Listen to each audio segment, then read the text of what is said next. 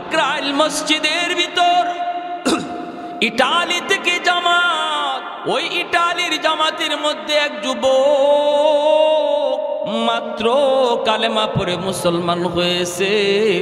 ওই খ্রিস্টান যুবক ছেলেটা একদিন কাকরাইল মসজিদে বয়ান করে আর চোখের পানি ঝরে ঝরে যুবক কান্দে। যুবক ডাক দিয়ে বলতেছে, ওরে দুনিয়ার মুসলমান, আমি আজ ইসলাম ধর্মের দাওয়াত পেয়েছি বিদায় মুসলমান হয়েছি, কিন্তু আমার আব্বা ইসলাম ধর্মের দাওয়াত পায় নাই, আমার আম্মা ইসলাম ধর্মের দাওয়াত পায় নাই, বিধায় তারা মুসলমান হতে পারে নাই। আমিও কেমনে মুসলমান হয়েছি। আমি একদিন রাস্তা দিয়ে যাইতেছিলাম, আমি তো দুনিয়ার একটু সুখ শান্তির জন্য, একটু শান্তির জন্য, একটু আরামের জন্য, মনের মধ্যে একটু প্রশান্তির জন্য, অপরাধ জগতের এমন কোনো অপরাধ নাই যেই অপরাধ আমি করি নাই, এমন কোনো গুনাহ নাই যেই গুনাহ আমি করি না। বলুন তো, গুনাহ করলে পরে অন্তরে শান্তি বাড়ে না অশান্তি বাড়ে?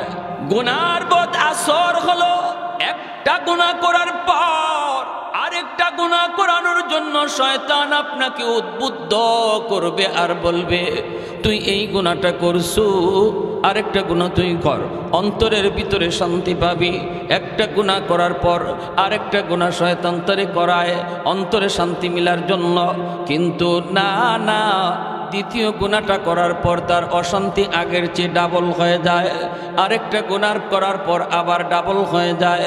যতবার শান্তি পাওয়ার আশায়, অন্তরে শান্তি পাওয়ার আশায় গুনার কাজ করে বেড়ায়, ততবারই অশান্তি তার ডাবলের ডাবল বেড়ে যায়। যুবক ডাক দিয়ে বলতেছে, মুসলমান, ও আমার মুসলমান ভাইরা রে, আমি মাত্র মুসলমান হয়েছি। আমি কেমনে মুসলমান হলাম? আমি তো একদিন রাস্তা দিয়ে যাইতেছি, হাতের মধ্যে ছিল আমার গানের বাজনা, গিটার ছিল আমার হাতে। আমি তো ইসলাম ধর্ম কি জিনিস বুঝতাম না, জানতাম না। ইটালিতে মুসলমানের একটা জামাত গেছে, দাওয়াত তবলিগের সাথীরা তারা মসজিদে অবস্থান করেছে, বিকালবেলা বের হয়েছে গাছতের জন্য। আমি তাদের পাশ দিয়ে যাইতেছিলাম, তখনই আমির সাহেব আমাকে ডাক দিলেন, এ যুবক বইলে তিনি আমাকে ডাক দিলেন। আমি অল্প সময়ের জন্য একটু থামলাম, আমাকে তিনি দাঁড়ানো অবস্থায় কয়েকটা কথা শুধু বললেন। আমরা কোথায় ছিলাম, কোথায় আসলাম, আবার কোথায় যাব, মাঝখানে আমাদের ডিউটি কি? তিনটা কথার ভিতরে আমি টের পাইলাম এতদিন যাবত আমি যেই শান্তির নেশায় ঘুরতেছি রে, এই শান্তির আভাস আমি তিন কথায় পেয়ে গেলাম। আমি ডাক দিয়া বললাম, হুজুর আমাকে আরো কিছু কথা আপনি শোনান। হুজুর আমাকে বললেন, বাবা যুবক, একটু মসজিদের ভিতরে তুমি আইবানি রে। আমি কথাটা শোনা মাত্রই মসজিদের ভিতরে যায় ঢুকলাম। বয়ান করতেছেন, বয়ান শুনতেছি। এক পর্যায়ে আমার জীবনের সমস্ত ভুলগুলি আমার চোখে ধরা পড়ল, অন্যায়গুলি ধরা পড়ল, অপরাধগুলি সব চোখের সামনে ভাসতে লাগলো। আমি যত গুনাহ করেছি ওই গুনাহগুলি আমার চোখের সামনে ভাসতে লাগলো। আমি আমাকেই তিরস্কার দিতে লাগলাম। এক পর্যায়ে চোখের পানি ভাসাইয়া আমি হুজুরের হাত ধরে বলি, হুজুর আমি যেই শান্তির আশায় ঘুরতেছি, শান্তি পাই না, সেই শান্তি এখন আমার কলিজায় আমি অনুভব করতেছি। আমাকে আপনি আর দেরি করবেন না, এই মুহূর্তে কালেমা পড়া মুসলমান বানায় দেন। বিবি সাহেব আমাকে ফোন দিল, স্বামী, ও স্বামী কোথায়? আমি বললাম, বিবি আমি তো মসজিদের ভিতরে। আল্লাহু আকবার জোরে কর। বিবি সেও তো খ্রিস্টান, মসজিদের ভিতরে। স্বামী এই কথা শোনার পর খ্রিস্টান মেয়েটা অবাক হয়ে গেল, ডাক দিয়ে বলতেছে, স্বামী গো তুমি মসজিদের ভিতরে কেন গিয়েছো? যুবক কান্দের বলে, আমি কাঁদতেছি আর বলতেছি, বিবি গ, ও বিবি আমি সত্য ধর্মের সন্ধান পেয়ে গেছি, আমি সত্য নবীকে পায়া গেছি। আমি এতদিন অন্ধকারে ছিলাম, আমি আমি যে শান্তির আশা দিক দিগন্তে মন যেভাবে চায় সেভাবে দৌড়ায়, শান্তি আমার হৃদয়ে আর পাই না। এই শান্তির সাক্ষাৎ আমি পেয়ে গেছি। আমি শান্তির ধর্ম গ্রহণ করে নিয়েছি। ঘর ধর্মের নাম হলো ইসলাম। এমন এক ধর্ম গ্রহণ করেছি গো বিবি, যেই ধর্মের কালেমার ওজন 7 আসমান 7 জমিনের চেয়েও অনেক ভারী। বিবি সাহেব ডাক দিয়ে বলতেছে, স্বামী গো, ও স্বামী, তাহলে এখন আমি কি করব? স্বামী বলতেছে, বিবি গো, আমিও তোমাকে কালেমার দাওয়াত দিয়ে দিলাম। আমি মুসলমান হয়েছি, হইয়েই আমি তোমাকে সর্বপ্রথম ইসলামের দাওয়াত দিলাম। বিবি বলতেছে, স্বামী গো, আমি ইসলাম ধর্ম গ্রহণ করব, কোনো অসুবিধা নাই, বিন্দু পরিমাণ দেরি করব না। কিন্তু তুমি যে বলেছ ইসলাম ধর্ম, এই ধর্মের কালেমার ওজন 7 আসমান 7 জমিনের চেয়েও অনেক ভারী। এই কথাটা আমাকে একটু বুঝাইতে হবে, আমাকে তুমি এই কথাটা একটু বুঝাইতে হবে। বিবি ডাক দিয়ে কয়, আমি একটা দাড়ি পাল্লা হাজির করব। এই দাড়ি পাল্লার এক পাল্লার মধ্যে তুমি কালেমা কাগজে লিখে নিয়ে আসবা। এই কাগজে লিখা কালেমা এক পাল্লার মধ্যে রাখবো, আর এক পাল্লায় 7 আসমান 7 জমিন লাগবে না। আমাদেরকে আল্লাহ যে একটা সন্তান দিয়েছে, এই ছোট্ট মানিকটারে এক পাল্লায় রাখবো। যদি তোমার কালেমার পাল্লা ভারী হয়, আমি কথা দিলাম কালেমা পড়ে মুসলমান হয়ে যাব। আর একটু জোরে সুবহানাল্লাহ। যুবক আমির সাহেবের কাছে যাইয়া হাত জোর করে কয়, হুজুর, আমি তো সর্বপ্রথম কালেমার দাওয়াত আমার স্ত্রীকে দিয়েছি। আমার স্ত্রী সে কালেমা গ্রহণ করবে গো, কিন্তু শর্ত যা আরোপ করেছে, এই শর্তের ব্যাপারে আমি কিছু জানি না। হুজুর, আপনারা বলেছেন, আমি আপনাদের জবানে শুনেছি, আমার নবীর হাদিস আপনি শুনাইছেন, হাদিসটাই আমি আমার স্ত্রীকে জানায় দিছি। কিন্তু আমার স্ত্রী তো শর্ত লাগায় দিল, সে কালেমা পড়ে মুসলমান হবে, কিন্তু দাড়ি পাল্লার মধ্যে ওজন দিবে। এক পাল্লায় নাকি কালেমার কাগজ, আর এক পাল্লায় আমাদের সন্তান রাখবে। হুজুর, এখন আমি কি করব বলেন? পরামর্শ দেন। কাগজের মধ্যে আপনি কালেমা লিখে দেন। এই কাগজের টুকরা নিয়ে আমি বাড়ি যাব, দাড়ি পাল্লায় ওজন হবে। আমির সাহেব তখন চোখের পানি জড়ায় আল্লাহর কাছে হাত উঠে দিছেন। আমির সাহেব হাত উঠে কই, মালিক, তোমার কালেমার ওজন কি পরিমাণ এইটা তো আমরা বুঝি, ইমানদাররা বুঝি, কিন্তু অমুসলিম যারা, তারা কেমন করে বুঝবে গো মালিক? হাসরের ময়দানে অমুসলিমরাও দেখবে কালেমার ওজন কি পরিমাণ। রুবামা ইয়াওয়াদুল্লাযীনা কাফারু লাউ কানু মুসলিমিন। আল্লাহ পাক রব্বুল আলামিন বলেন, হাসরের ময়দানে আবু জাহেল, উতবা, সাহেবা, ফেরাউন, হামান সবাই চোখের পানি জড়ায় জড়ায় কাঁদবে আর বলবে, হায় রে, যদি দুনিয়াতে কালেমা পড়তাম, যদি আমি দুনিয়াতে কালেমা পড়তাম, আজ আমার গোলাম কালেমার কারণে মুসলমান হইয়া জান্নাতের দিকে যায়, আমি মালিক হইয়া জাহান্নামী হলাম। আবু জাহেল কানবে, বেলাল হাবশী রাদিয়াল্লাহু তাআলা আনহুর মালিক উমাইয়া চোখের পানি জড়ায় জড়ায় কানবে আর কইবে, হায় রে, আমি কেন আবু জাহেলের কথা শুনলাম? আমার গোলাম বেলাল আজকে জান্নাতের মেহমান, আর আমি মালিক হইয়া জাহান্নামী। হায় রে, কেন আমি ঈমান গ্রহণ করলাম না? এই কথাটা হাসরের ময়দানে বেঈমানরা বলবে। হাসরের মাঠে হলো ঈমানের মূল্য বোঝার জায়গা, হাসরের ময়দানে ঈমানের দাম জানার জায়গা। দুনিয়ার জগৎ হলো আলু পেঁয়াজ রসুনের দাম চিনার জায়গা। হাসরের ময়দান ঈমান চিনার জায়গা, ঈমানের মূল্য চিনার জায়গা। আমির সাহেব বলতেছে, মালিক, দুনিয়াতে তো ঈমানের দাম বোঝা যায় না, কারণ দুনিয়াতে ঈমানের বাজার বলতে কোনো বাজার নাই। কিন্তু মালিক, তুমি যদি চাও দুনিয়াতেও তুমি তোমার কুদরত দেখাইতে পারো। ঈমানের দাম তুমি চাইলে দেখাইতে পারো। আল্লাহ আমি তোমার উপরে ইয়াকিন করে কাগজের মধ্যে কালেমা লিখে দিলাম, কালেমা লিখে দিলাম, লেখাটা আমার কাম, বাকি সব তোমার কাম। আর একটু জোরে সুবহানাল্লাহ। চোখের পানি ঝরাইয়া, চোখের পানিটা ফালাইয়া সাদা কাগজের টুকরার মধ্যে আমি সব কালেমা লিখে দেন। লা ইলাহা ইল্লাল্লাহু মুহাম্মাদুর রাসূলুল্লাহ। জোরে সুরে বলি সাল্লাল্লাহু আলাইহি ওয়াসাল্লাম। কালেমার মধ্যে আমার আল্লাহর নাম, কালেমার মধ্যে নবীর নাম, কালেমার মধ্যে আল্লাহর নাম, নবীর নাম, দুটোটা নাম আসেনি না নাই? আর একটু জোরে কোন আসেনি না নাই? কেউ যদি খালি কয় লা ইলাহা ইল্লাল্লাহ মুহাম্মাদুর রাসূলুল্লাহ যদি না পড়ে কালেমা হবে? আমাদের সমাজে কিছু রোগ আছে, কিন্তু আছে কিছু রোগ আছে। উত্তরবঙ্গে গেছিলাম, কিছু কিছু মসজিদে মুহাম্মাদুর রাসূলুল্লাহ শব্দটা কাইটা দিছে মসজিদের গেইটে। মুহাম্মাদুর রাসূলুল্লাহ সাল্লাল্লাহু আলাইহি ওয়াসাল্লাম এটা বলে কালেমার অংশ না। কালেমা বলতে শুধু লা ইলাহা ইল্লাল্লাহ। এরা ইমানের বহুত বড় ডাকাত, ঠিক কিনা জোরে খান?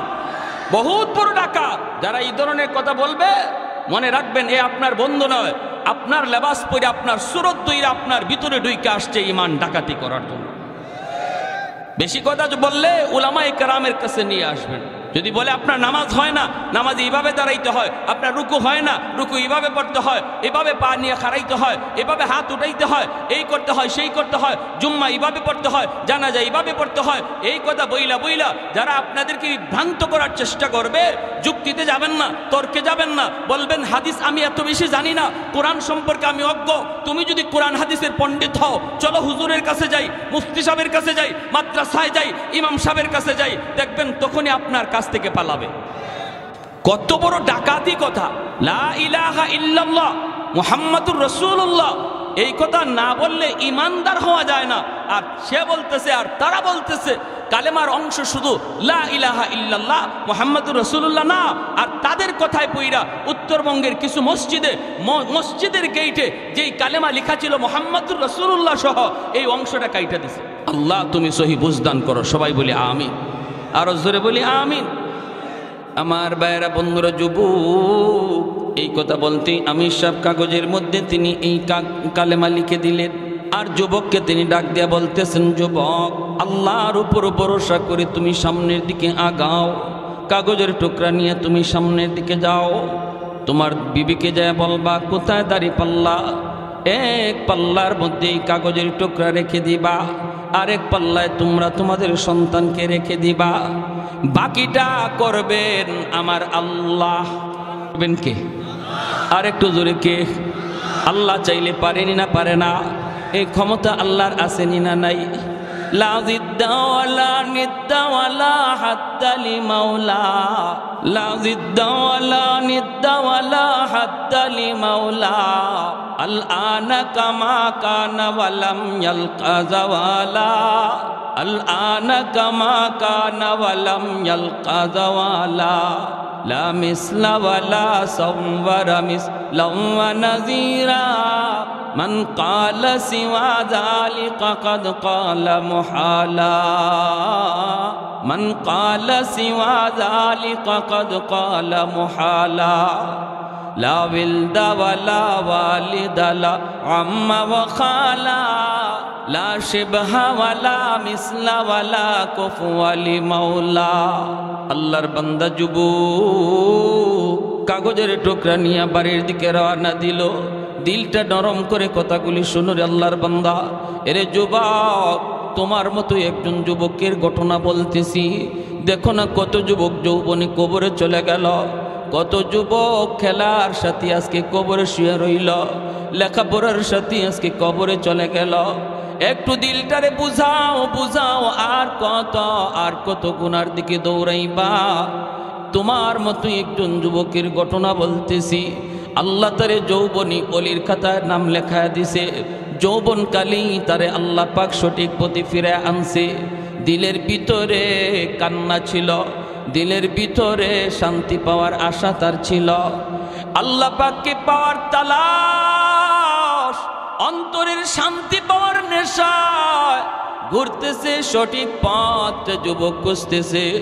যুবক, তোমার অন্তরেও যদি আল্লাহ পাওয়ার ইচ্ছা জাগে, তোমার অন্তরেও যদি অন্তরে প্রশান্তি পাওয়ার জন্য ইরাদা থাকে, তুমিও যদি তালাশ করো, আল্লাহ তোমাকে পথ দেখায়া দিবে। ঠিক কিনা জোরে কর। কিন্তু অন্তরের ভিতরে এই তালাশ লাগবে, অন্তরের ভিতরে তলব লাগবে, তলব। অন্তরে যদি তলব থাকে আল্লাহ রাস্তা বের করা দেয়। আর আমি যেই পথে চলতেছি এই পথেই চলি, ঘুরে তাকাই না।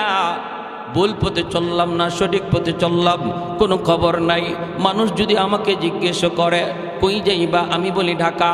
একজনে যদি কয় এটা তো ঢাকার কোনো গাড়ি না, এই গাড়িটা হলো চিটাগাং যাওয়ার গাড়ি, এই গাড়ি হলো ময়মনসিংহ যাওয়ার গাড়ি, তুমি ঢাকার গাড়িতে উঠো নাই।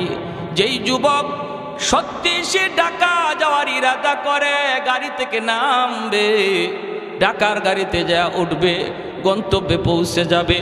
আমাদের সবের বাড়ি হলো জান্নাত, জান্নাতের গাড়িতে উঠার জন্য সবাই চেষ্টা আছি রে ভাই। কিছু ভাইয়েরা জাহান্নামের গাড়িতে উঠে বসা রইছে। আমি আপনি যাই ডাক দিয়া বলতেছি, ভাই এটা জান্নাতে যাওয়ার গাড়ি না, এটা জাহান্নামের গাড়িতে ভুলে উঠে গেছ। কিছু আল্লাহর বান্দা কথাটা শোনার পর গাড়ি থেকে নামে, জান্নাতের গাড়িতে বসে জান্নাতে চলে যায়। আর কিছু মানুষ আছে এমন কয় না, আমি নামবো না, নামবো না, তোমার কথায় আমি নামবো না, আমি কম বুঝি না, আমি ভালো করে বুঝে শুনে গাড়িতে উঠছি, আমাকে বুঝানো লাগবে না। এই বইলে যদি সে গাড়িতে না নামে, গাড়িতেই বসা থাকে, বলুন তো তার ঢাকা যাওয়া হবে নি? আল্লাহর বান্দা ওই যুবক বাড়ির দিকে রওনা দেয়, চোখ দিয়ে দর দর করে পানি পড়ে, আর যুবক কান্দে আর কয়, মালিক আমি তো তোমাকে চিনছি, তোমার সত্য ধর্মের সন্ধানও পেয়েছি, নবীকেও চিনতে পেরেছি গো মালিক, কিন্তু আমি যাকে নিয়ে সংসার করব, আমার বিবি, তারও আমি জান্নাতি বানাইতে চাই, সে তো ভুল গাড়িতে উঠে বসা আছে। আল্লাহ আমি তারে বোঝানো মাত্রই সে যেন গাড়ি থেকে নামে, আমার মতো জান্নাতের গাড়িতে যেন উঠতে পারে। এই বইলা যুবক কান্না করে করে বাড়িতে রওনা দেয়। কাগজের মধ্যে আমার আল্লাহর নাম, কাগজের মধ্যে আমার আপনার নবীর নাম। এই কালেমার কাগজ নিয়ে বাড়ির দিকে যায়, চোখ দিয়া দর দর করে যুবকের পানি পড়ে। আল্লাহ পাকের কুদরতের খেলা শুরু হয়ে গেছে। আল্লাহ পাক কুদরত দেখায় না, দেখায় না, মাঝে মাঝে আল্লাহ দেখায়, ঠিক না? বাড়ির কাছে যে ডাক দেয়, বিবি ও বিবি, কই তোমার দাড়ি পাল্লা, কোথায় আমাদের সন্তান? দাড়ি পাল্লা হাজির করা হয়, বিবি দাড়ি পাল্লা হাজির করে সন্তানটারে কোলে নিয়ে ঘর থেকে বের হয়। যুবকের চোখে পানি, ডাক দিয়ে বলতেছে, বিবি গো কই তোমার দাড়ি পাল্লা, কই এই যে দাড়ি পাল্লা, বসাও এক পাল্লায় আমাদের সন্তান। বিবি সাহেব ডাক দিয়ে কয়, স্বামী গো কই তোমার কালেমার কাগজ? এত ছোট একটা কালেমার কাগজ পকেট থেকে বের কইরা। যুবক কই, এই কাগজের টুকরাটা আমি এক পাল্লায় রাখব। বিবি মুস্কি মুস্কি হাসি আর কই, স্বামী গো তোমার মাথা বুঝি নষ্ট হয়ে গেল?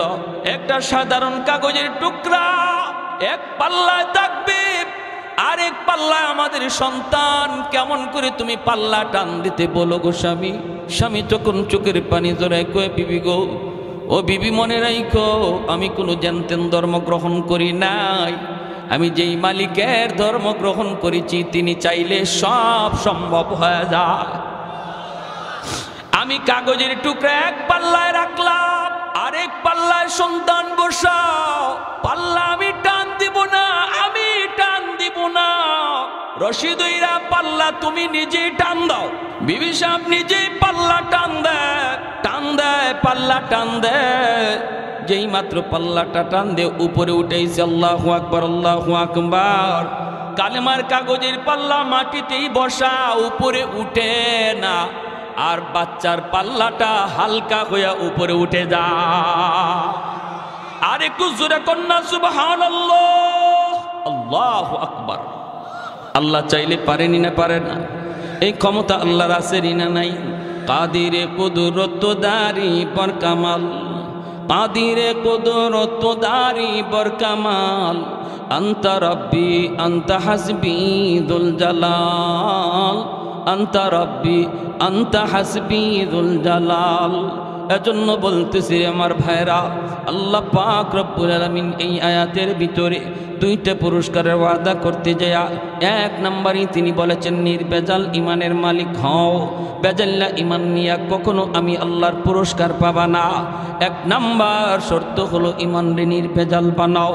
আল্লাহ যা পারে মানুষ তা পারে না, নবীও তা পারে না, ওলি আল্লাহ তা পারে না, আব্দুল কাদের জিলানিও তা পারে না, আমার খাজা বাবা দয়াল বাবাও আল্লাহর মতো তা পারে না। এমন বিশ্বাস নিয়ে তুমি নামাজ পড়ো, এমন বিশ্বাস নিয়ে তুমি রোজা রাখো, তাহলে তুমি আল্লাহর কাছ থেকে পুরস্কারের মালিক পাইবা। দুই নম্বর শর্ত হলো আল্লাহ পাক বলেন মান আমিলা সালিহাম মিন যাকারিন আও উনসা।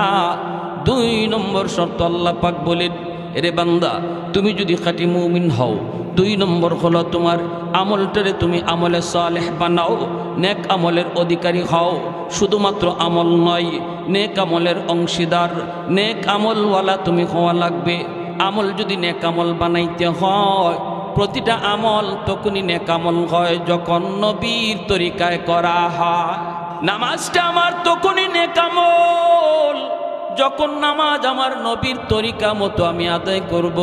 জিকিরটা তখনই নেক আমল হবে যখন জিকিরটা নবীর তরিকা মতো করব। রোজা তখনই নেক আমল হবে যখন নবীর তরিকা মতো করব। ভাইয়েরা বন্ধুরা মনে রাখবা, ব্যবসাটাও তোমার আমার জীবনের নেক আমল। যদি ব্যবসাটাও নবীর তরিকায় করতে পারি, বলুন তো নবীর তরিকায় ব্যবসা করার সিস্টেম কি? নবীর তরিকায় ব্যবসা করার তরিকা হলো ব্যবসায় মিথ্যা কথা বলা যাবে। আর একটু জোরে, 1000 টাকা দিয়া কিনছে মাত্র 700 টাকা দিয়া কাস্টমারের কাছে বিক্রি করব, তখন কয় 1000 টাকা দিয়ে কিনছে 700 টাকা দিয়ে 600 টাকা দিয়ে 1000 টাকা বলার কারণে ব্যবসাটা হালাল হলো না হারাম? মিথ্যা বলার কারণে ব্যবসা হারাম। অথচ ব্যবসা করা বহুত বড় সুন্নত। আমার নবী নিজে ব্যবসা করেছেন, সমস্ত নবীগণ ব্যবসা করেছেন।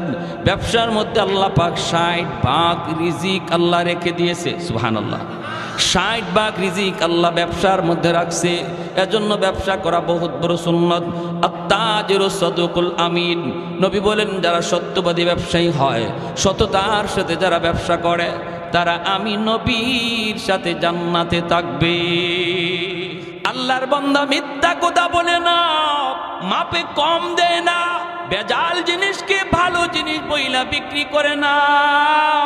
মালের ভিতরে যদি কোনো বেজাল থাকে, বেজালটা দেখায় বেছে, এই যে দেখেন আমার মালে এই ত্রুটি আছে, এই দোষ আছে, এজন্য আমার মালের দাম এত। এই কথাটা বইলা যখন আল্লাহর বান্দা ব্যবসাটা করলো, ফজর থেকে নিয়ে জোহর পর্যন্ত এই তরিকায় ব্যবসা করে, আসরের জোহরের আজান হলে পরে আবার মসজিদে চলে যায়। নবী বলেন উম্মতের দল, ফজর থেকে জোহর পর্যন্ত তুমি ব্যবসা করলা আমি নবীর সুন্নাত তরিকায়, আর অক্ত মতো তুমি নামাজ পড়ে নিলা। তোমার এই টাইমটা আল্লাহ পাক খালি রাখে না।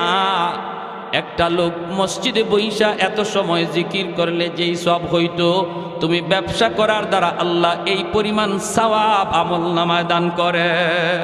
মাপে কম দেয় না, মিথ্যা কথা বলে না, খারাপ জিনিসে ভালো জিনিস কয়ে বেছে না, ভালোটারে ভালো কয়, খারাপটারে খারাপ কয়, আজান হলে মসজিদে যায়। এই লোক যতক্ষণ পর্যন্ত ব্যবসা করবে, ততক্ষণ পর্যন্ত নফল নামাজ পড়লে যেই সওয়াব হইতো আল্লাহ তার আমল নামায় দান করে। তাহলে ব্যবসায়ীদের জন্য আল্লাহর ওলি হওয়া বড় সহজ, ঠিক কিনা জোরে বলেন? আল্লাহর ওলি হওয়া বড় সহজ। আল্লাহর যেই বান্দা ব্যবসা করা অবস্থায় সে কখনো মিথ্যা বলবে না, নামাজের টাইমে নামাজ পড়বে, কাস্টমার আইসে আজান হয়ে গেছে, এরপরও সে কাস্টমারকে বলতেছে ভাই রে এখন আমি মাল বেচবো না, এখন আমি মাপবো না, আজান হয়ে গেছে মসজিদের দিকে যাব, শাটারটা বন্ধ করে মসজিদের দিকে রওনা দিয়েছে। অনেক সময় ইবলিস শয়তান আজান হলে পরে আপনার দোকানে কাস্টমার পাঠায় দিবে, ইবলিস নিজেই মানুষের সুরত ধরে আসবে আপনার মসজিদের জামাত তরক করানোর জন্য। ভালো করে ইবলিস জানে একা একা নামাজ পড়লে আপনার সওয়াব কম, জামাতে নামাজ পড়লে 500 গুণ বেশি সওয়াব। ইবলিস এই কথাটা জানে বিদায় মানুষের সুরত ধরে আসবে আপনার জামাত তরক করানোর জন্য। আপনি যদি এই কথার উপরে অটল থাকেন, যত কাস্টমার আসুক আজান হলে আমি ব্যবসা করব না, আপনি চলে যাবেন নামাজি। পুরা টাইম হলো নফল বন্দেগীর সওয়াব। নামাজ পড়ে আসলে পরে আল্লাহ পাক এতটুকু সময়ের ভিতরে যতটুকু ব্যবসা আপনি করতে পারতেন রে আল্লাহর গোলাম, নামাজ পড়ে আসার পরে আল্লাহ এতটুকু বরকত আল্লাহ দিয়া দিবে। ভাইরা আমার, এজন্য বলুন ব্যবসা আমরা সত্য কথা বইলা করব না মিথ্যা? সত্য কথা বলবো না মিথ্যা? দেখতেছি আমার ব্যবসায়ী ভাইদের উদ্যোগে প্রোগ্রাম, তাহলে ব্যবসার ব্যাপারে কিছু কথা বলা দরকার আছে নি না নাই? সাবধান, ব্যাংক থেকে লোন নিয়ে কোনো ব্যবসা করা যাবে? আওয়াজ আসতে হইছে, বোঝা যায় সমস্যা আছে। ব্যাংক থেকে টাকা নিয়ে সুদের টাকা নিয়ে ব্যবসা করলেন, গোড়াতেই গন্ডগোল, ঠিক না? পরে যে আপনি কি করবেন এটা হিসাব ছাড়া, পরে যে আপনি কই পর্যন্ত দৌড় দিবেন আপনার ধরাও যাবে না, কারণ গোড়াতেই গন্ডগোল লাগাই দিচ্ছেন। গোড়াতে আপনি সুদে টাকা আনছেন, ঠিক কিনা? সুদে টাকা এনে ব্যবসা করতেছেন, অতএব আপনার কাছে হালাল হারাম বলতে কিছু থাকবে না, মিথ্যা সত্য বলতে আপনি কিছু বুঝবেন না। যা পাইবেন তা ধরবেন, যা পাইবেন তা খাইবেন, খাইতে পারেন। হারাম টাকা দিয়ে আপনি সন্তান লালন পালন করবেন, হারাম টাকা দিয়ে আপনি বিবিরে পালবেন, হারাম টাকা দিয়ে আপনি ঘরের মানুষকে খাওয়াবেন। খাইব সবে, কিন্তু হিসাব লইব আল্লাহ আপনার কাছ থেকে একা, ঠিক কিনা? ঠিক কিনা? ভাত রান্না হলো রে যুবক, এক ড্যাগ বেত ভাত রান্না হলো, এই ড্যাগের পুরা ভাত কিন্তু আপনি একা খান না। এই ড্যাগের ভাতগুলি আপনি খান 2 প্লেট, আপনার স্ত্রী খায় 2 প্লেট, স্বামী আপনার সন্তানে খায় 3 প্লেট, মা খায়, বাবা খায়, বোনে খায়, ভাই খায়, প্রতিবেশী খায়, আত্মীয় স্বজন খায়, সবাই খাইয়া পাতিলের ভাত শেষ করলো। কিন্তু হাসরের ময়দানে আল্লাহ বলবি বান্দা আয় 100 প্লেট ভাতের হিসাব তুই দিবি। তুমি যখন বলবা মালিক আমি তো 100 প্লেট ভাত আমি খাই নাই, আমি তো মাত্র 2 প্লেট ভাত খাইছি, বাকিরা তো ওরা খাইছে, আল্লাহ বলবেন ওদের হিসাব নাই, কারণ তুমি হারাম ঢুকাইছো, এজন্য পুরা পাতিলের ভাতের হিসাব তুমি দিবা। খাইব সবে, হিসাব দিব আমি একা, এটা জানার পরেও যে হারাম ঘরে ঢুকায় সে বুদ্ধিমান না বোকা? আর একটু জোরে কোন। সবাই খাইলো, হিসাব দিব আমি একা। সুদের টাকা দিয়া ঘর বানাইলাম, এই ঘরের ভিতরে 4টা 5টা রুম, এক রুমের ভিতরে আমি থাকলাম, আর বাকি 4 রুমের মধ্যে আমার সন্তান থাকলো, মা থাকলো, বাবা থাকলো, ভাই থাকলো, বোন থাকলো। আল্লাহ পাক রব্বুল আলামিন এই 5টা রুমের হিসাব আপনার কাছ থেকে একা নিব। যারা ছিল এরা ফাও ছিল, এদের কোনো হিসাব নাই, হিসাব দিবে তুমি একা। এজন্যই তো এক বড় ভাইকে ছোট ভাই বলতেছে ভাইয়া সাবধান, ভাইয়া তুমি সুদের ব্যবসা কইরো না, সুদে টাকা আইনো না, সুদখোরের কাছে তুমি যাইও না, অল্প হলেও তুমি এর উপরে সবর করো, আল্লাহ বরকত দিয়ে দিবে।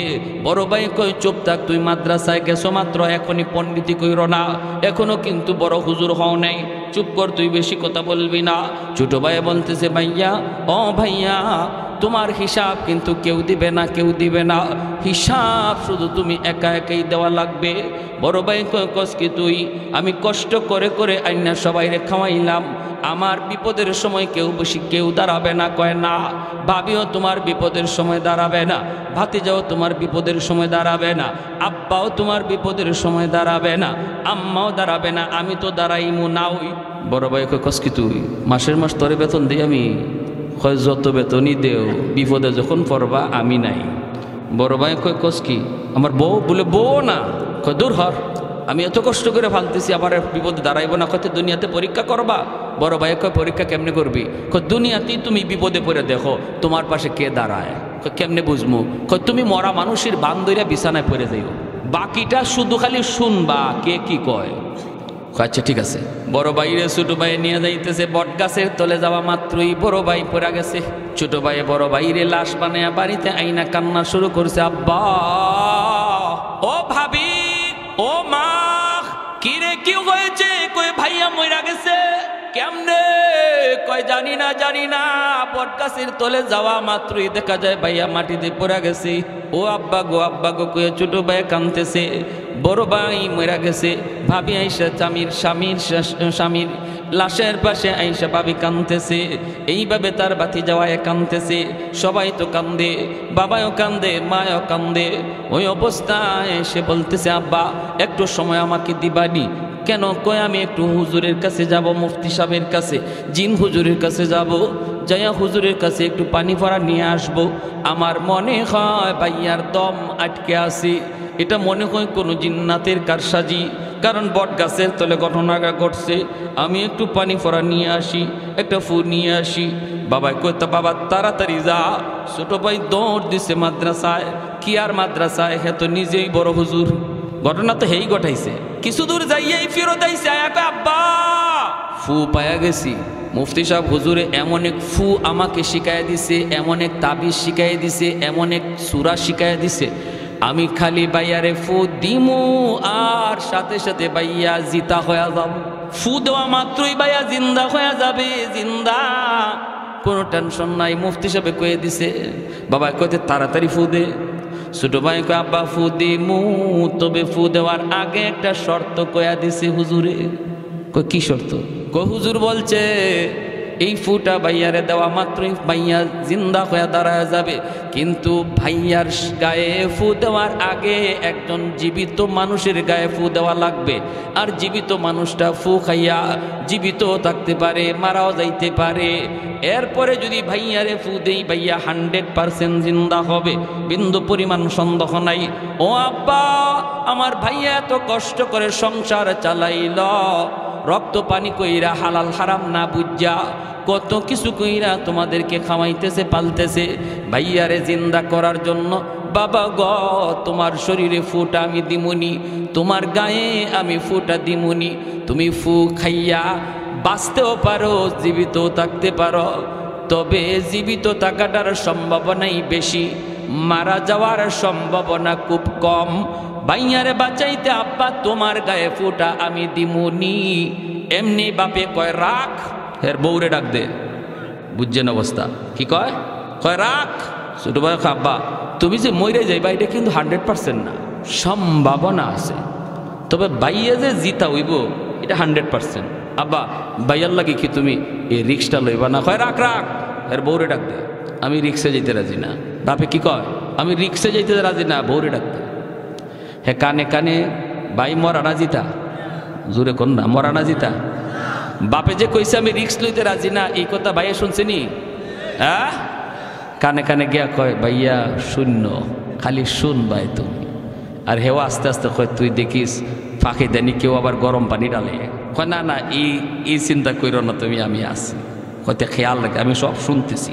বাবি ডাক দিছে, ও বাবি ভাইয়া ভালো হইব। মুফতি সাহেব হুজুর একটা ফু শিখায় দিছে, যদি ফুটা দেই ভাইয়া সরাসরি ভালো হয়ে যাবে, জিতা হয়ে যাবে, আর মরা থাকবে না। কিন্তু বাবি গ, একটা শর্ত আছে গো বাবি, এই ফুটা কিন্তু একজন জীবিত মানুষের গায়ে দেওয়া লাগে। জীবিত মানুষ ফুটা খাইয়া মরতেও পারে, জীবিতও থাকতে পারে, তবে মরবার সম্ভাবনা কম, জীবিত থাকার সম্ভাবনাই বেশি।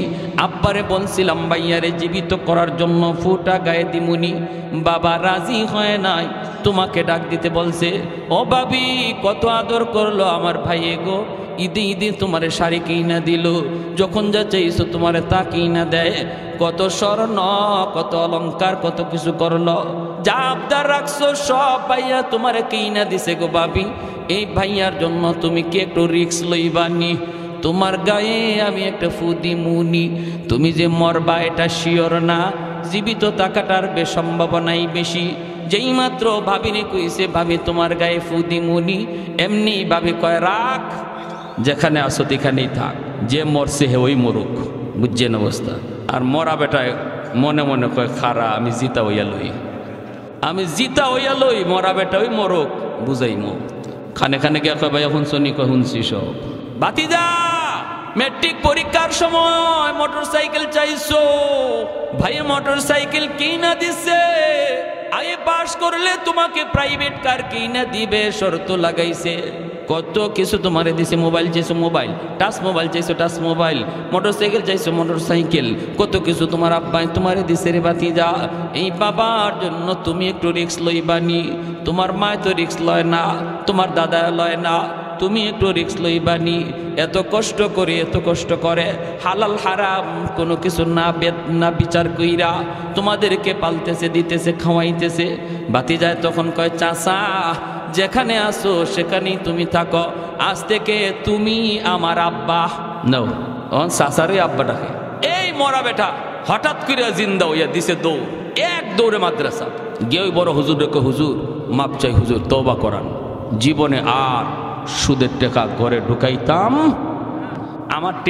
আমার বুঝ হয়ে গেছে কার জন্য আমি কি করতেছি। এজন্য আল্লাহ পাক রব্বুল আলামিন কয় বান্দা তুমি যদি ঈমানের সাথে নেক আমল করো, এক নাম্বার পুরস্কার হলো হায়াতান তাইয়্যিবা। পুরস্কারগুলি একটু মনোযোগ দিয়ে শুনুন। এক নম্বর পুরস্কার হলো আল্লাহ পাক বলেন দুনিয়ার হায়াতের জীবনে আমি আল্লাহ তোমাকে পবিত্র জীবন দান করব, উত্তম রিজিকের ব্যবস্থা করে দিব, তোমার রিজিকের ভিতরে আমি বরকত দিয়ে দিব।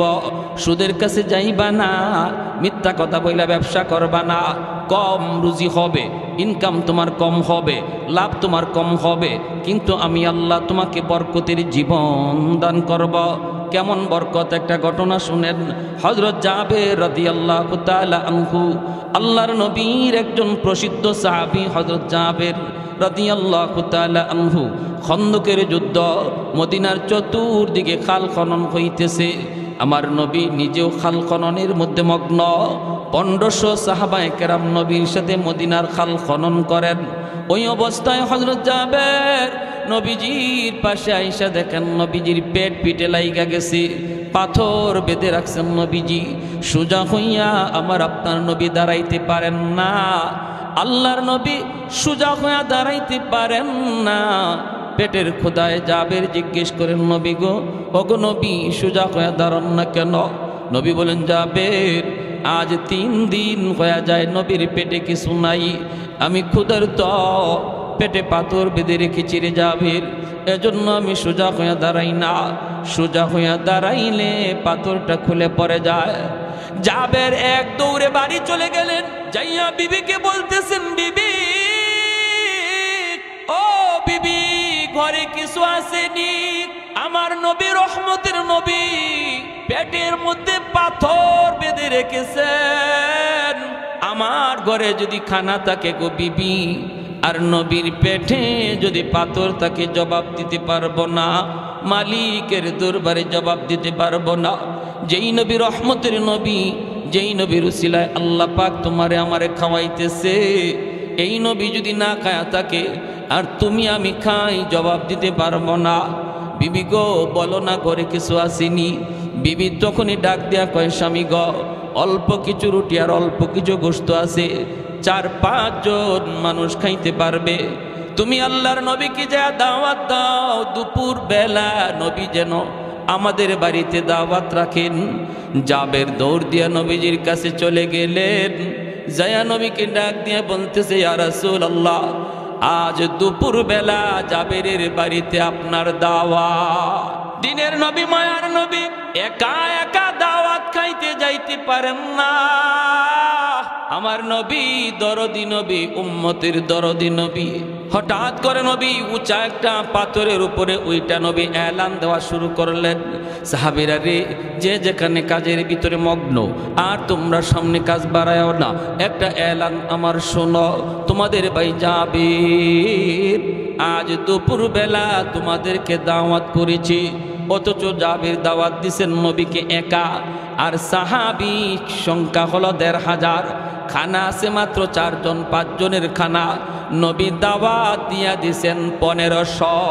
জাবেরের চোখগুলা বড় বড় হয়ে গেল, টেনশনে পড়ে গেলেন।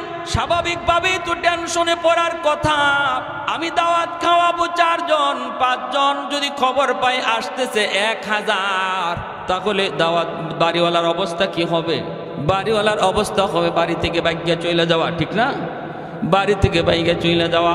ঘরে তালা দিয়ে চইলা যাবে, আমি খাওয়াবো 4 জন 5 জন, আইতেছে 1000। এখন কি করব? আল্লাহর নবী দাওয়াত দিয়ে দিলেন 1500। জাবেরের চোখগুলা বড় বড় হয়ে গেল। দৌড়ে তিনি বাড়িতে চলে আসলেন। আয়েশা বিবিকে ডাক দিয়ে বলতেছেন, বিবি গো, ও বিবি, সর্বনাশ হয়ে গেছে গো বিবি, তুমি তো আমাকে বলেছিলে নবীকে দাওয়াত দিতাম, আমি তো দাওয়াত দিয়েছি, কিন্তু মায়ার নবী তিনি তো একা একা দাওয়াত খাইতে আসতে পারেন না। নবীজির সাহাবী ছিলেন নবীর সাথে 1500, নবী তো 1500 সাহাবীরে দাওয়াত দিয়া দিছি। ও বিবি, এখন বলো কি করি, এখন বলো কি করি? হাই হাই হাই হাই, কত বড় পেরেশানি। কিন্তু হযরত জাবের রাদিয়াল্লাহু তাআলা আনহুর বিবি, তিনি কি পরিমাণ বুদ্ধিমতী নারী ছিলেন দেখেন, কি পরিমাণ ইয়াকিন ছিল তাদের আল্লাহ রসুলের প্রতি। বিবি সাহেব বলতেছে, স্বামী গো, ও স্বামী, টেনশন করো কেন, টেনশন করো কেন, একটা কথার জবাব দাও, নবীকে দাওয়াত দিয়েছে কে? হযরত জাবের বলেন, নবীকে দাওয়াত তো আমি দিয়েছি। বিবি সাহেব বলতেছে, তো 1400 আর 1500 সাহাবীদেরকে দাওয়াত দিয়েছে কে?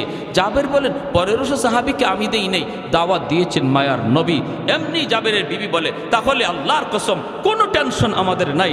নবী যদি নিজের জবানে 1500কে দাওয়াত দিয়া থাকেন, তুমি না দিয়া থাকো, তাহলে আমার নবীর জবানের ইজ্জত আল্লাহ কেমনে রাখবে এটা আল্লাহ ভালো বুঝবে।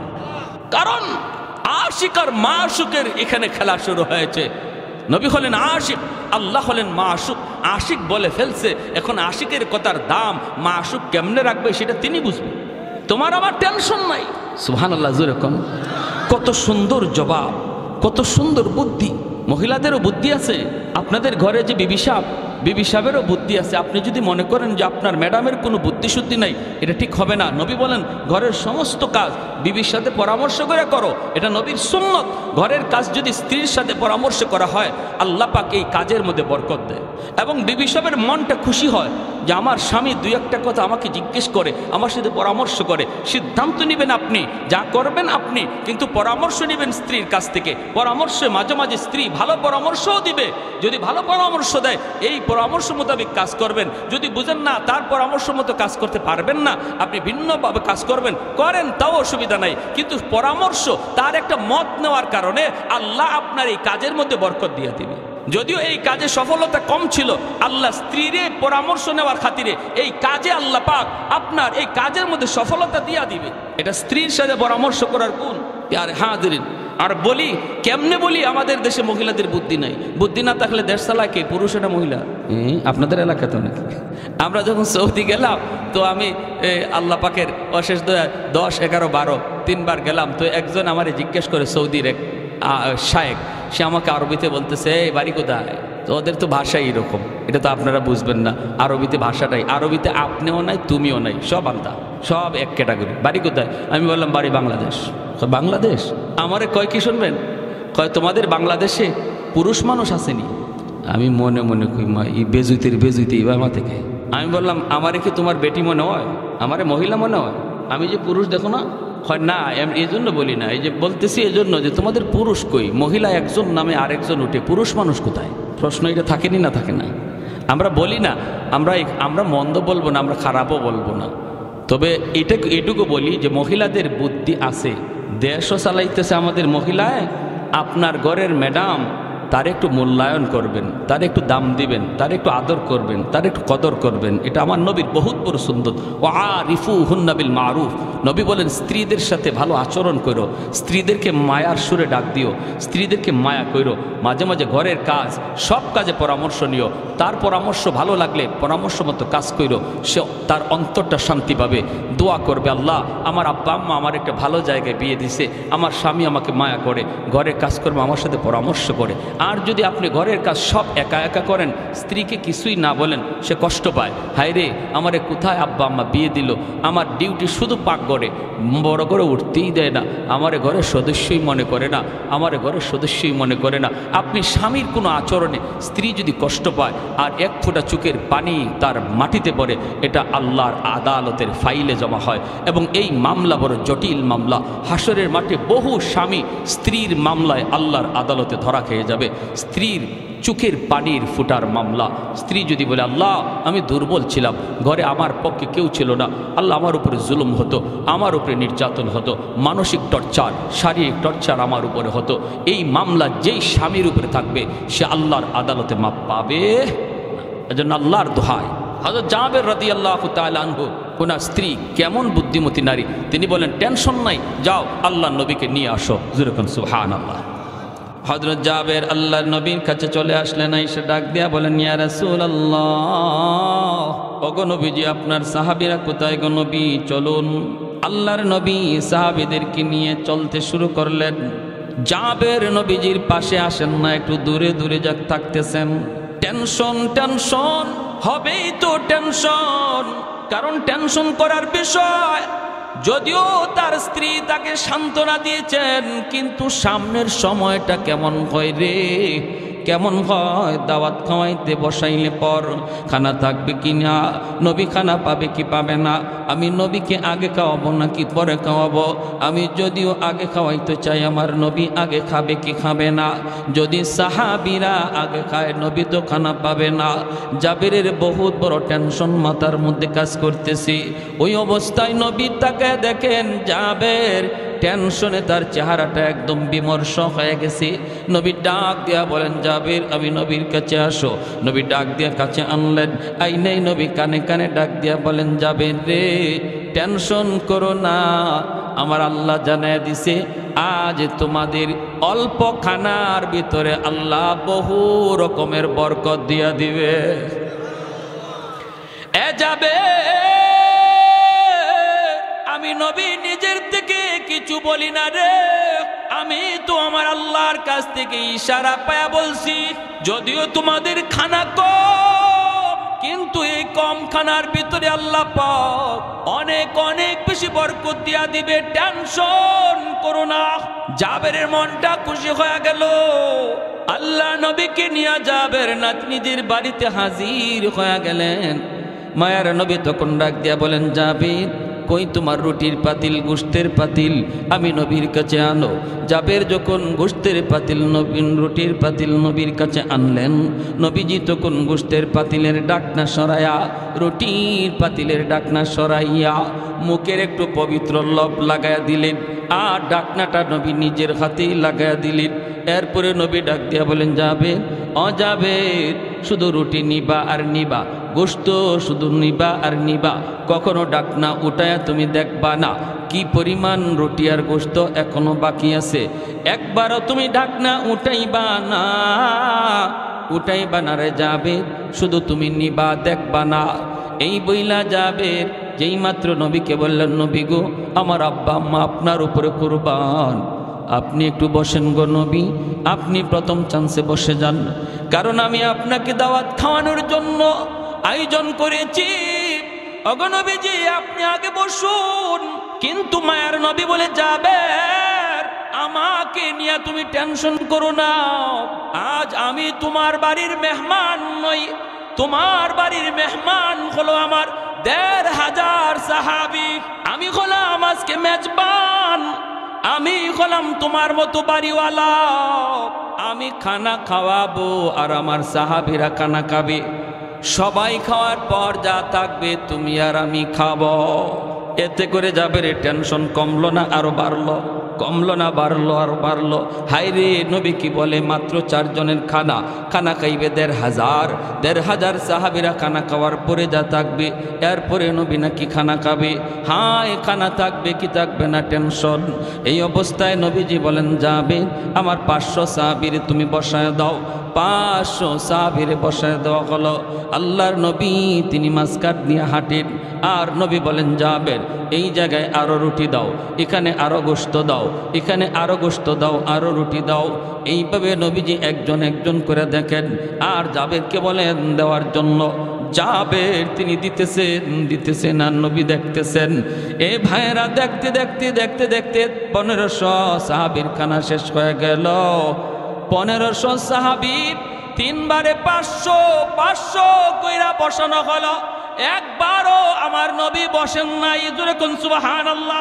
নবী প্রতিবার ডাক দিয়া বলেন যাবের সব শেষে আমি খানা খাবো, যা থাকবে তুমি আর আমি খাবো, তুমি আর আমি খাবো, তুমি ঢাকনা উঠাও না, শুধু খানা নিতে থাকবা, খানা নিতে থাকবা, নিতে থাকবা। ভাইয়েরা বন্ধুরা, ১৫০০ সাহাবী খানা খাওয়ার পর জাবের টেনশনে পড়ে গেলেন, হায়রে এখন তো আমি আর নবী বাকি, জানি না পাতিলের মধ্যে গোশত আসেনি না নাই। যদি পাতিলের মধ্যে গোশত না থাকে, আমার নবীর জন্য আমার যে কোনো মূল্যে খানা পাকাইতে হবে। হায়রে জানি না আসেনি না নাই। জাবের মনের মধ্যে আর তিনি ধৈর্য ধরতে পারলেন না, দৌড় দিলেন পাতিলের দিকে দেখার জন্য। গোশতের পাতিলের দিকে দৌড়।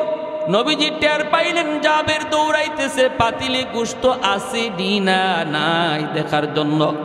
নবী ডাক দিয়া কই, জাবের খবরদার ঢাকনা উঠাইও না।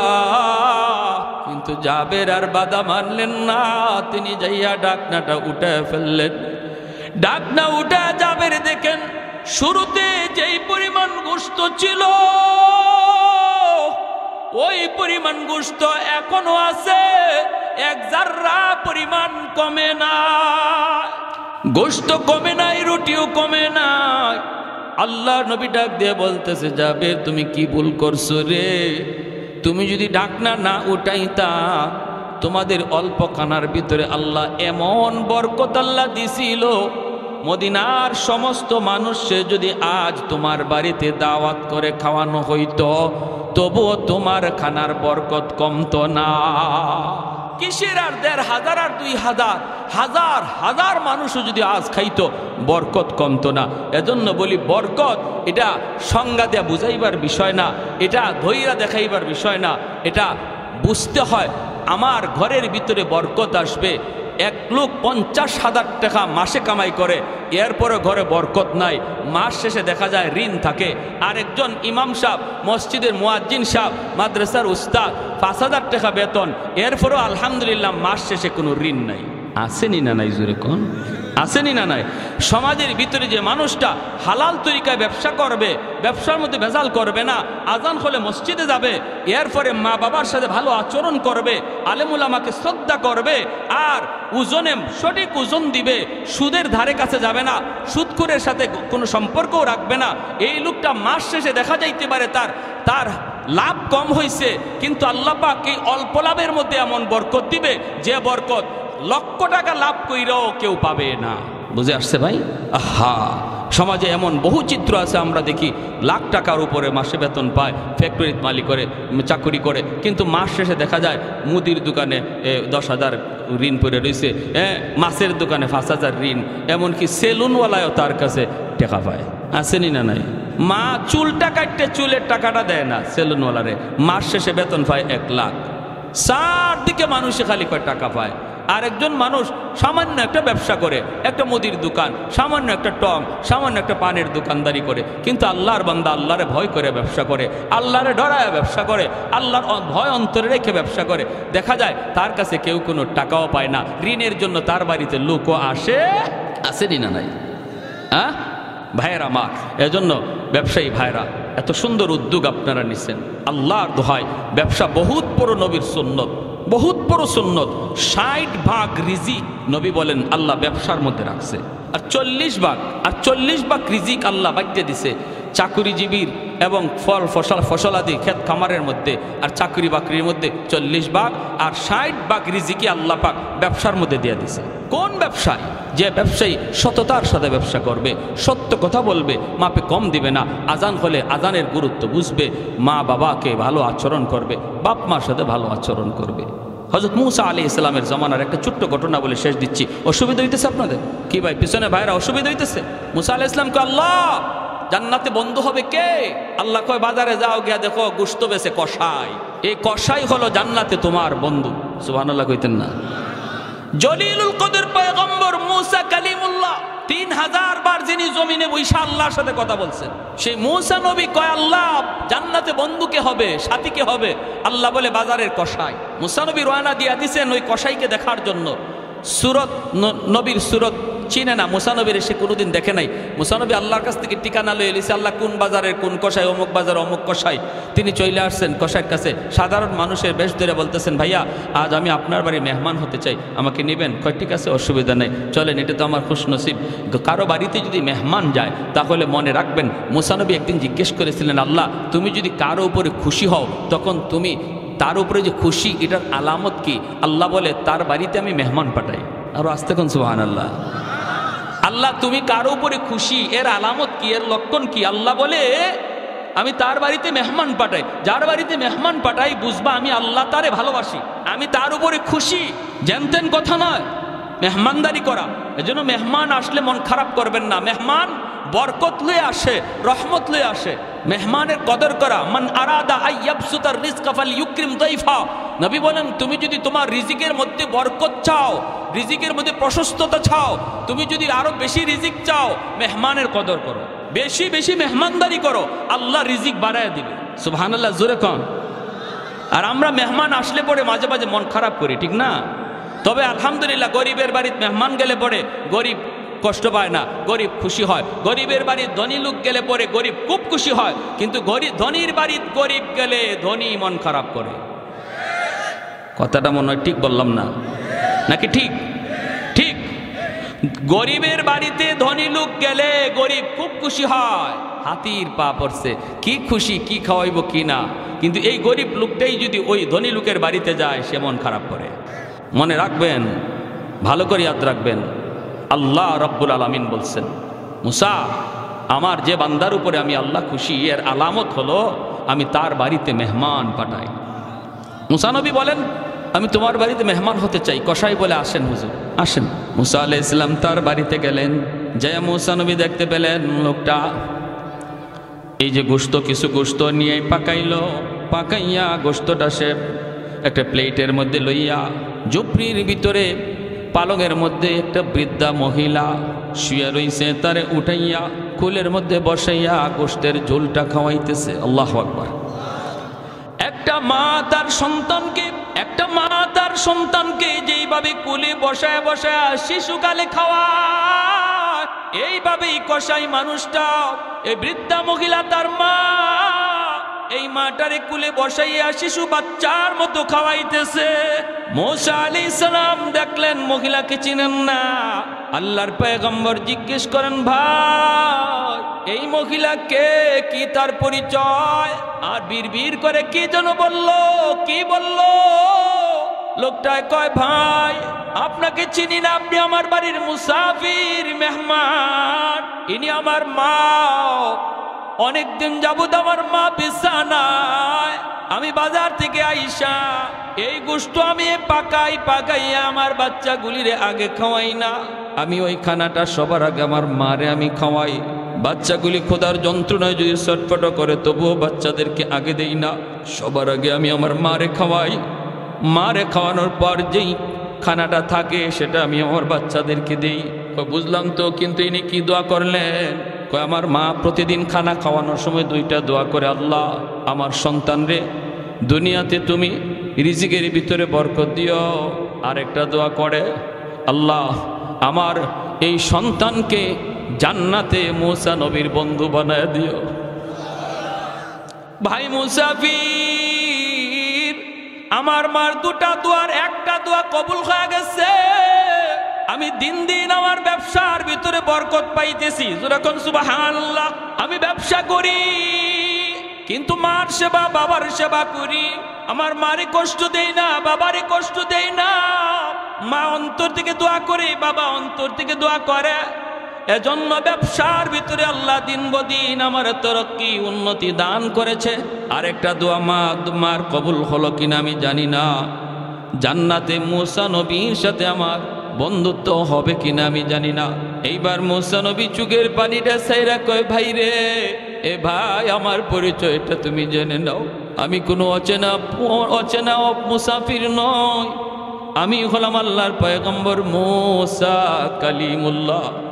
তোমার আম্মার দ্বিতীয় দোয়াটাও কবুল হয়ে গেছে। সুবহানাল্লাহ। দুইটা দোয়ার প্রথম দোয়া তো কবুল হয়েছে, তুমি দেখছো। দ্বিতীয় দোয়াটাও কবুল হয়ে গেছে। আমি আল্লাহকে জানতে চাইছিলাম, মালিক জান্নাতে বন্ধু কে হবে? আল্লাহ তোমার কথা বইলা দিচ্ছে, অতএব তোমার মার দ্বিতীয় দোয়াটাও কবুল, জান্নাতে তুমি আমার বন্ধু হবে। এজন্য বলি যুবক, ব্যবসা বাণিজ্য করো, মারে কষ্ট দিও না, বাবারে কষ্ট দিও না। আল্লাহ ব্যবসার মধ্যে দিন দিন উন্নতি দান করবে, কারণ বাপ মা হলো পাওয়ার হাউস। বাপ মার দোয়া যদি অন্তরে থাকে, সন্তানের দুনিয়ার জিন্দিগি আল্লাহ পাক বরকত দিয়ে ভরপুর করে দেয়, দিন বদিন আল্লাহ তারে আগায় নেয়। আর দুনিয়াতে যদি বাপ মার বদ্ধ থাকে রে যুবক, যত উন্নতি তুমি দেখো, কিন্তু তুমি দেখতেছো আগাও, মূলত তুমি পিছাও। তুমি দেখতেছো তুমি আগাও, আর আল্লাহ দেখে তুমি পিছাও। লেখাপড়ার উন্নতি পাবা না যদি মার দোয়া না থাকে, বাবার দোয়া না থাকে। বাইজিদ বুস্তামি ছোট্ট বালক, মায় পানি চাইছে, পানি লইয়া আসতে আসতে মা ঘুমায় গেছে। শেষ রাত পর্যন্ত মার মাথার পাশে ছোট্ট বালক বাইজিদ মাথার পাশে গ্লাসে পানি নিয়ে দাঁড়ানো, সারা রাত পড়তেছে বাইজিদ, কালকে পরীক্ষা। কিন্তু পড়ালেখা বাদ দিয়া মার মাথার পাশে গ্লাসে পানি নিয়ে বাইজিদ দাঁড়ানো। শেষ সাথে মার ঘুম ভাঙলো, দেখে ছোট্ট বাবু বাইজিদ মাথার পাশে দাঁড়ায় শীতে কাঁপতেছে। মা উঠে কই, বাবা তুমি এখানে শীতে দাঁড়ায় কি করো? আম্মা পানি লইয়া আইতে আইতে তুমি ঘুমায় গেছ। মা কই, বাবা ডাক দিলি না? বাইজিদ কান্দে, মা গো ডাক দিলে তোমার ঘুম ভাঙবে, তোমার কষ্ট হবে, এজন্য আমি ডাক দেই নাই।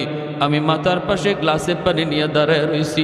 আমার আম্মার যখন নিজের ইচ্ছায় ঘুম ভাঙবে, আবার আমি তার পানি দেব। সাথে সাথে মা টান দিয়ে বুকে জড়ায় হাত দুইটা বাড়ায় দিছে। আল্লাহ, আমার এত ছোট বাচ্চা এতটা মায়ের খেয়াল রাখলো, আমি মায়ের এতটা খেয়াল রাখলো। আল্লাহ তোমার দরবারে হাত দুইটা বাড়াইছি, আমার বাইজিদরে দেওয়ার মতো আমি মার হাতে কিছুই নাই, আছে শুধু দুইটা হাত। তোমার দরবারে দুইটা হাত বাড়াইলাম, জগতের ওলি বানাইলে আমি মা খুশি না, সমস্ত ওলিদের সর্দার বানায় দিও। সাথে সাথে আল্লাহ কবুল করে নিছে। খালি ওলি না, জগতের সর্দার বানাই দিছে, ওলিদের সর্দার। এজন্য যুবক, পড়ালেখায় যদি উন্নতি চাও, মার কথা মাইনা চলল, বাবার কথা মাইনা চলল। বাপ মা কোনোদিন তোমার ক্ষতি চায় না, খারাপ চায় না।